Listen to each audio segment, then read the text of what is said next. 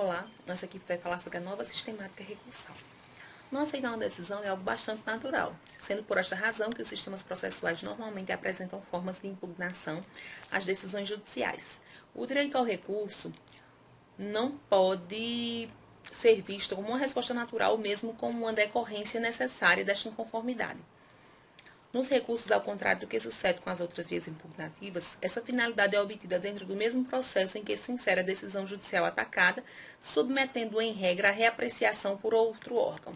Mais do que isso, tipifica a figura do recurso sua natureza voluntária, já que colocado à disposição dos interessados, vale dizer, cumpre ao interessado querendo provocar o reexame da decisão contrária aos seus interesses. Por conta de todos esses elementos,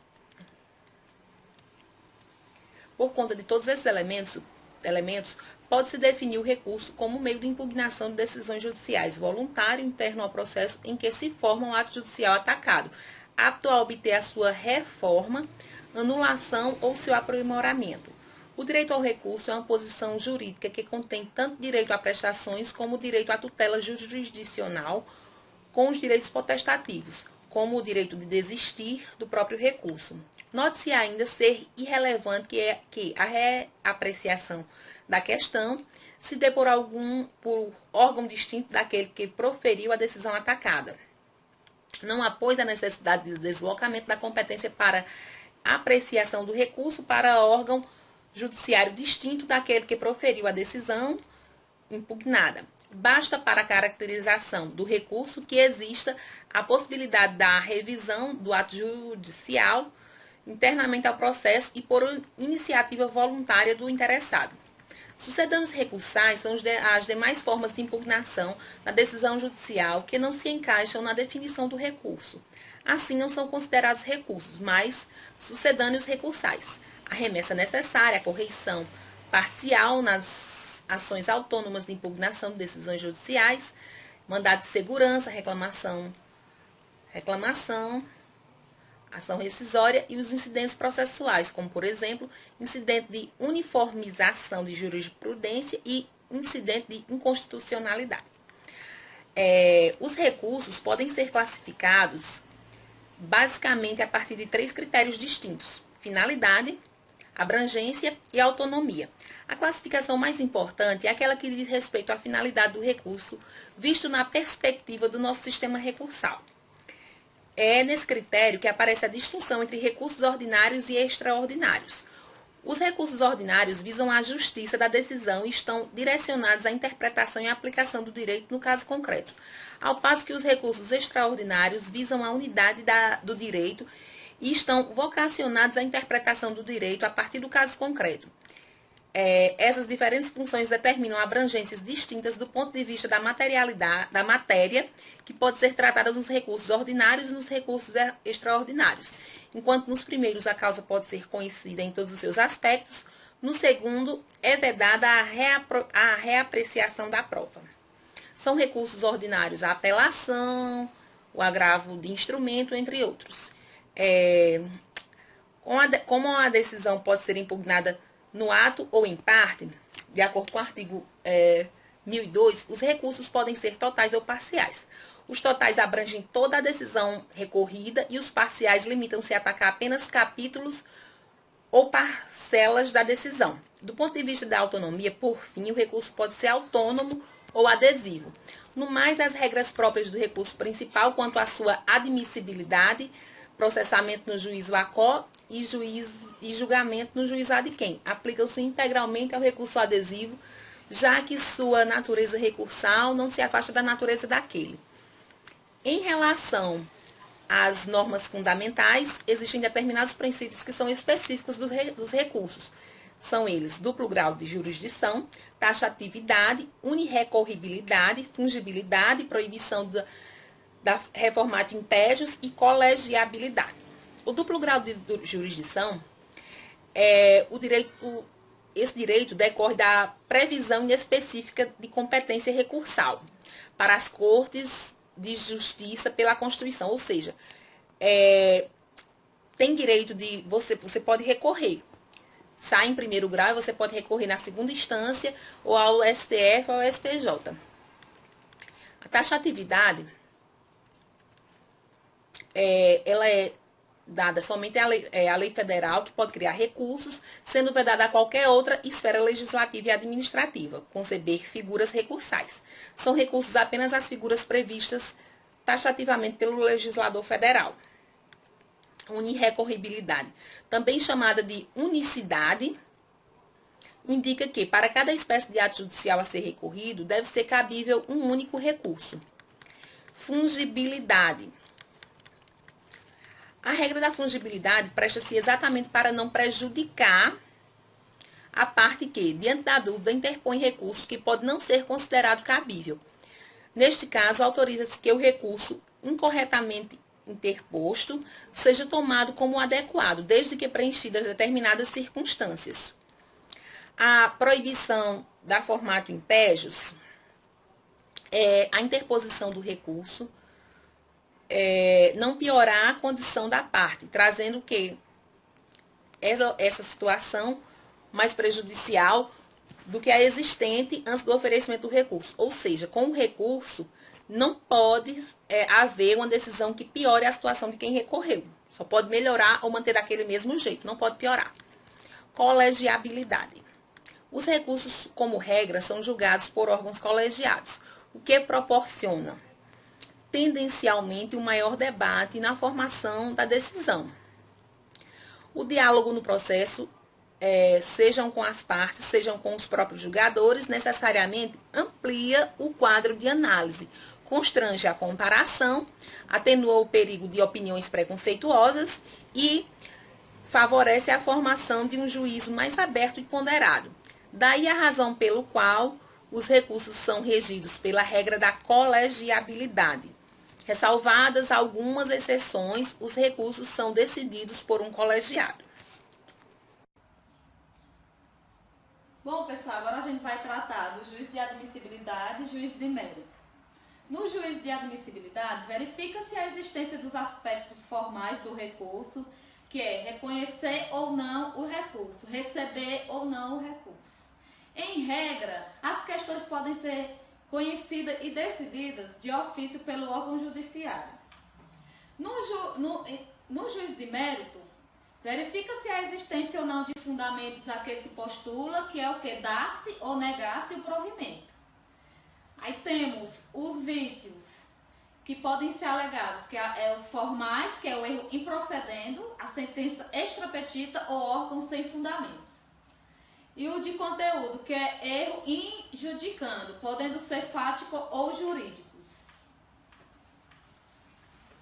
Temos os requisitos de admissibilidade. Intrínsecos, que deve ser suscetível ao ataque, e o princípio através do qual se permite a conversão, que é o recebimento de um recurso no lugar do outro. No caso de equívoco da parte, a aplicação do princípio de instrumentalidade das formas, temos os pressupostos. Quais são? As dúvidas objetivas, a inexistência do erro grosseiro e a observância do prazo, que é a inexistência da má-fé de quem, que é concernentes à própria existência do direito de recorrer, cabimento, legitimação, que é o interesse e a inexistência de fato impeditivo ou extintivo do direito de recorrer. No extrínsecos, relativos ao modo de exercício do direito de recorrer, é o preparo, a tempestividade e a regularidade formal. Temos também o cabimento e a fungibilidade, que é o ato impugnado de ser quem recorre ao recurso. Ainda temos também outros requisitos, que é a legitimidade, que é a parte vencida ou o terceiro prejudicado, o interesse, que é a utilidade e necessidade, a existência de fato impeditivo ou extintivo do direito de recorrer, a tempestividade, que é o recurso que deve ser interposto dentro do prazo fixado em lei, o termo inicial e a intimação da decisão. Na regularidade formal, todo recurso deve ser formulado por meio de petição, assinado por quem detém o justo postulante. Temos também o preparo, que é o adiantamento das despesas, que é a tentativa ao procedimento. Ou seja, é uma sanção para a falta de preparo que dá-se o nome da deserção, que é o vício que é sanável. Que são dispensados do preparo o Ministério Público, a União, os municípios e as respectivas autarquias, além daqueles que gozam da isenção legal. Há recursos que dispensam o preparo, quais? A insuficiência do valor do preparo, que implicará na descrição, e que o recorrente não vier a suprir no prazo de 5 dias. Bom, pessoal, agora vamos falar dos efeitos dos recursos, que é o regressivo ou de retratação, que diz autorizar o órgão jurisdicional a rever a decisão recorrida. O expansivo subjetivo, que em regra os efeitos são produzidos somente para o recorrente, personalidade do recurso. E temos o efeito diferido, que ocorrerá sempre que o recebimento de um recurso depender da admissibilidade de um ou de outro recurso. Aí temos também o recurso suspensivo e o devolutivo, que são os mais importantes que eu deveria citar. No suspensivo, impede-se a produção imediata de efeitos da decisão que se quer impugnar. A ausência desse efeito deve constar expressamente no texto legal. Já no devolutivo, decorre-se a interposição de qualquer recurso equivalente a um efeito de devolução da matéria à apreciação do judiciário. Vamos falar agora do recurso adesivo, conceito. É um recurso contraposto ao da parte adversa, por aquela que se dispunha a não impugnar a decisão. Ou seja, o prazo é o mesmo que a da parte dispõe para apresentar as contrarrazões ao recurso principal. O método do recurso adesivo somente pode ser analisado se o recurso principal for conhecido. A desistência do recurso principal impede que seja examinado o recurso adesivo, ou seja, deve ser feito no momento da intimação para as contrarrazões. E quando a parte só veio a impugná-la porque fizera ao outro litigante. Por isso, alguns autores o chamam de recurso subordinado. Somente é possível em caso de sucumbência recíproca, não é espécie de recurso, mas forma de interposição de um recurso. A lei permite a interposição adesiva de apelação, ou seja, que é o recurso especial e o recurso extraordinário. Deve atender a todos os requisitos de admissibilidade. O vencedor, apesar de não ter tido todas as suas providências satisfeitas, aproveita-se a carona do recurso adversário para impedir o restante.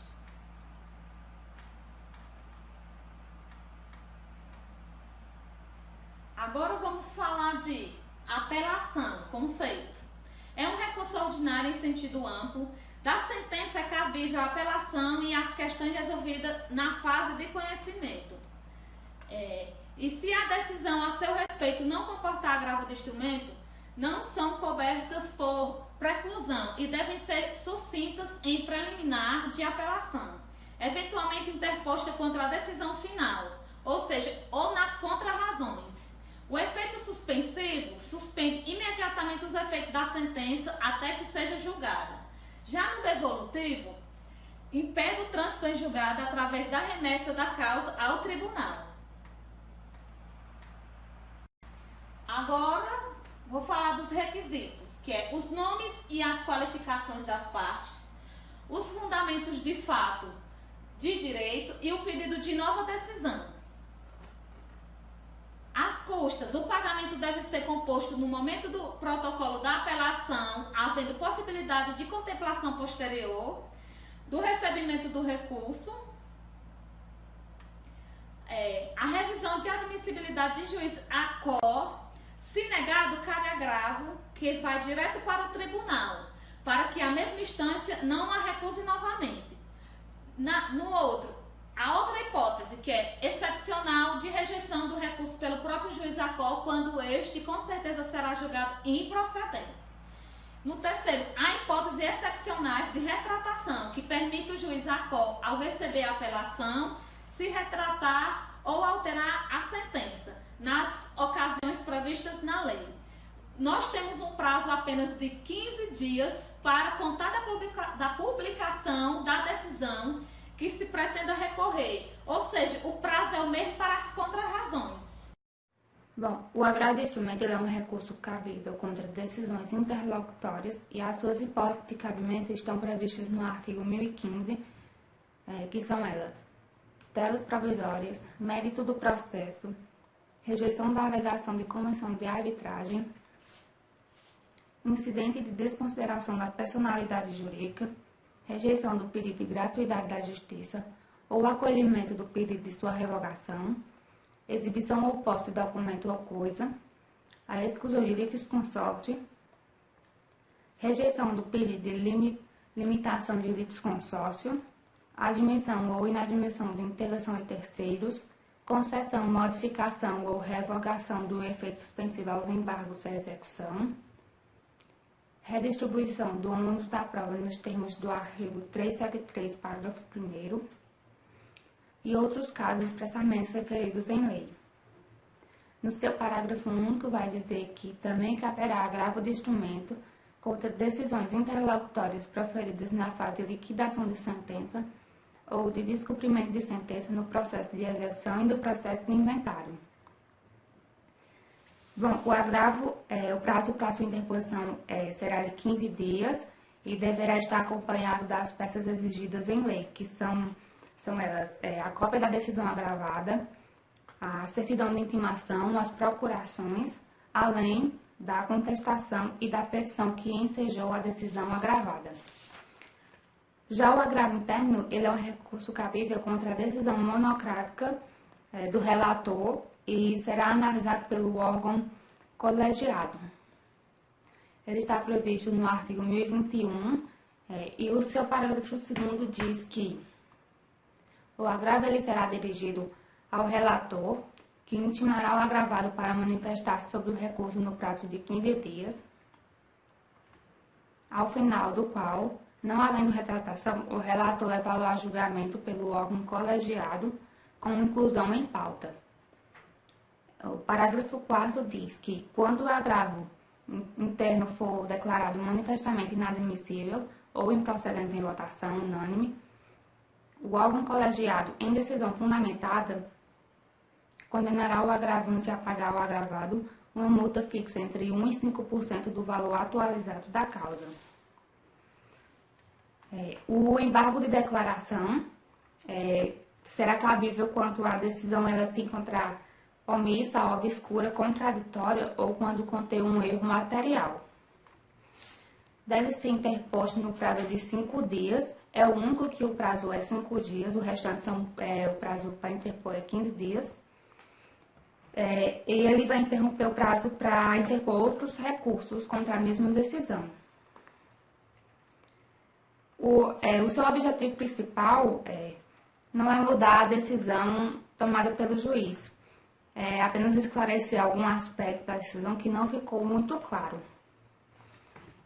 Sendo que existem alguns casos que, se houver a comprovação de uma decisão omissa ou de um esquecimento, pode ocorrer a modificação no conteúdo da decisão. E assim, novas informações elas podem ser acrescentadas à sentença. E nesse caso, o recurso ele será chamado de embargo de declaração com efeitos infringentes. E em se tratando de embargos protelatórios, a lei ela prevê a aplicação de uma multa no valor de 2% da causa, do valor da causa. E se acontecer mais de uma vez, o valor da multa será elevado a 10% do valor da causa. Já o recurso ordinário, ele é semelhante à apelação, tem ampla devolutividade e será dirigido aos tribunais superiores.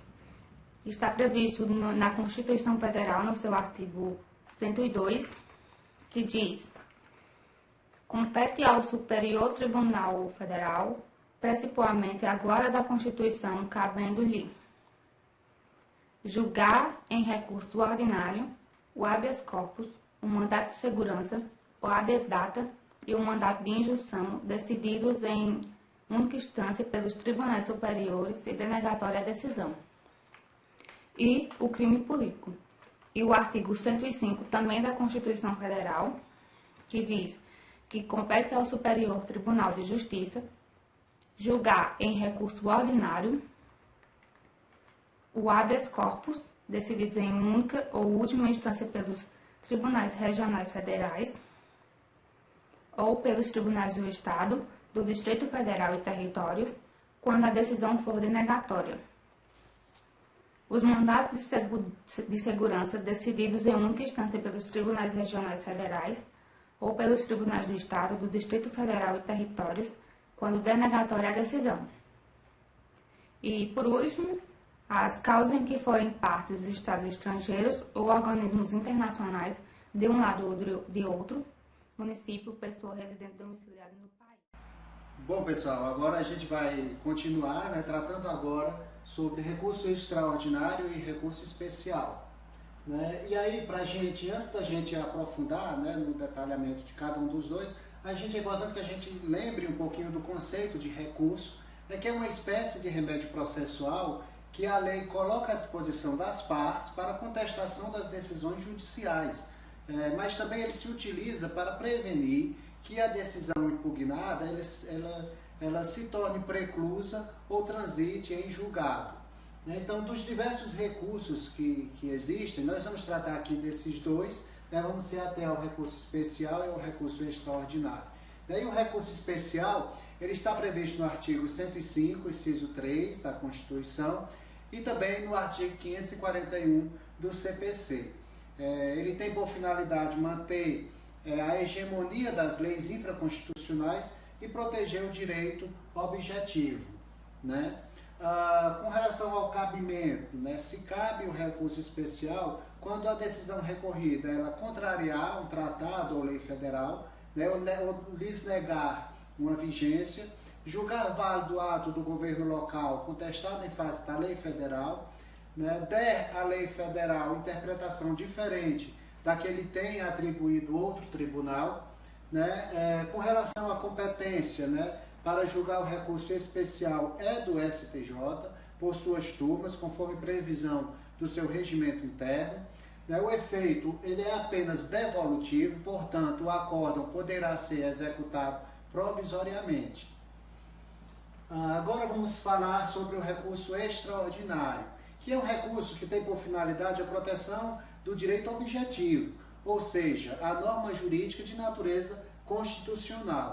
O recurso extraordinário ele está previsto no artigo 102, inciso 3 da Constituição, e ele é cabível quando a decisão recorrida ela contrariar dispositivo da Constituição Federal, quando declarar inconstitucionalidade de tratado ou de lei federal, quando julgar válida lei ou ato de governo local contestado em face da Constituição, e também quando julgar válida lei local contestada em face de lei federal.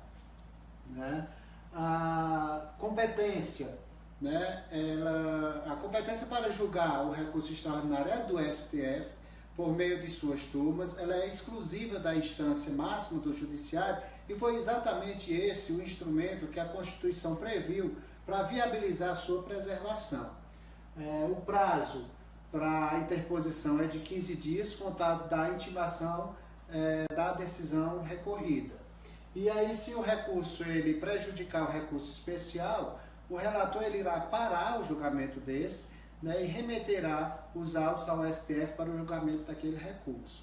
Agora, havendo entendimento divergente do relator do recurso especial, o STF devolverá os autos para o STJ, visando o julgamento do recurso especial, onde aí a decisão deve ser acatada pelo relator. O efeito ele é apenas devolutivo, assim o acordo poderá ser executado provisoriamente. Agora a gente vai tratar sobre agravo em regime especial e extraordinário. E aí o recurso especial ele busca garantir a aplicação de um direito federal que deve ser aplicado de forma semelhante por todos os tribunais.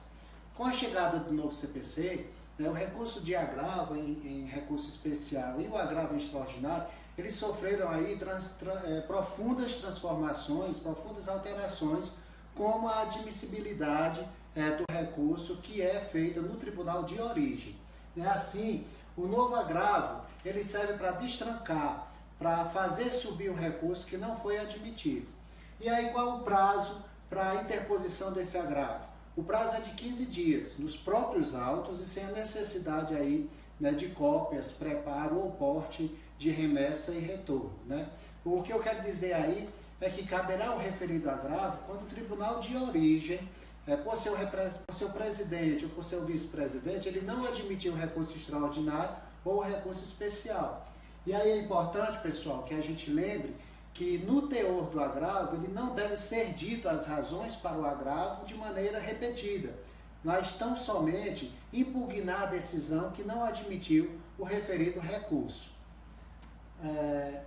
Agora, com relação aos embargos de divergência, né, eles se apresentam aí como recurso responsável por impugnar as decisões de tribunais que estejam em divergência, tanto processual como material, com acordos anteriores de casos semelhantes, né?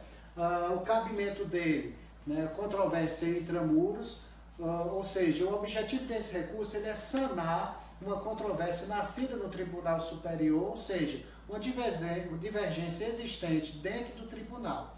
E aí no artigo 1043 do Código Civil e seus incisos, ele traz, né, que é embargável o acordo do órgão fracionário, né, do órgão fracionário, do órgão composto por parte do membro do tribunal. Né? Já a decisão de órgão especial ou do pleno não pode ser atacada por não ser órgão fracionário. Não só nos recursos especiais e extraordinários que você pode atacar essas decisões por embargos divergentes. Né? Os embargos divergentes eles são utilizados para atacar os acordos. Exemplos: ações decisórias, reclamação constitucional. Né? O julgamento de turma, tanto do STF ou do STJ, lá no parágrafo 3º, lembra que traz que cabem embargos e divergência quando acordam paradigma for da mesma turma que proferiu a decisão embargada, né? Desde que a sua compensação ela tenha sofrido alteração em mais da metade dos seus membros. Né? Ou seja, é importante a gente esclarecer aqui que o acórdão paradigma ele é um acórdão que não foi proferido em seu recurso, mas que foi proferido em outro caso, mas que é um precedente divergente do acórdão do seu caso. Né? O julgamento em recurso extraordinário ou recurso especial, né? Ele está previsto na súmula 315 do STJ, ou seja, ele não se admite embargos e divergência se o recurso extraordinário ou especial não for conhecido, a não ser que a divergência ela esteja na admissibilidade. Né? E aí não cabem embargos e divergências no âmbito do agravo do instrumento, que não admite o recurso especial. Na verdade, cabe sim embargos e divergência em qualquer hipótese, desde que quanto à admissibilidade ou quanto ao mérito. Tá bom, pessoal? Obrigado. Era isso. Valeu.